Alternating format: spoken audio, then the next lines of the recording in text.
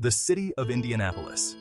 When the ball struck his back and Derek White turned to watch Tyrese Halliburton pick it up, he realized he had been taken. Halliburton saw what was possible right away, throwing the ball off White as soon as the official handed it to him, and then sprinting down the sideline untouched as the clock ran out in overtime. The Celtics' two-time All-League defender had turned his back to the baseline in an attempt to find someone to trap or foul and somehow prolong the game. After performing the blatant move, Halliburton didn't flee laughing with delight, although it appeared that he ought to have. It was an appropriate way to cap off a victory that was both a bold early-season upset and an eye-opening one. The Pacers had a 24-point lead in the third quarter and remained ahead by 19 points at 7:27 in the fourth. But a flurry of turnovers and Celtics three-pointers, including one from All-NBA wing Jason Tatum with 14.1 seconds remaining, caused that lead to completely evaporate and force overtime. Nevertheless, despite that agonizing breakdown, the Pacers managed to pull together in overtime, winning 135-132 thanks to a three-pointer by Pascal Siakam with 6.1 seconds remaining.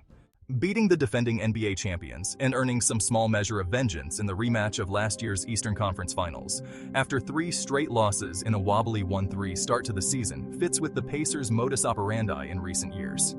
They've had a knack for following befuddling defeats with stunning wins over league powerhouses.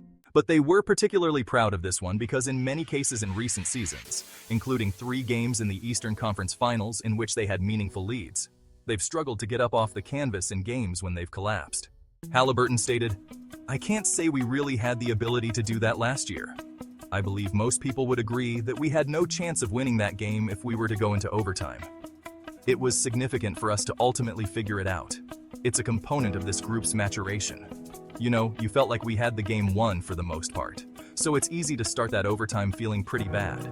However, we have had this exact situation with this exact crew. We had a significant victory. It was significant for the Pacers to have such a large lead after their performance in the first 4 games of the season. A closer-than-expected victory over Detroit, a lopsided loss to the Knicks in New York, and an unsettling defeat to the shorthanded 76ers in the home opener resulted from their once historic offense appearing completely out of sync, their already problematic defense not seeming to have improved, and their struggles on the glass. Even though they made progress against the Magic in Orlando on Monday, Paolo Banchero's 50-point explosion cost them the victory. 2 of their starters were out for the majority of Wednesday.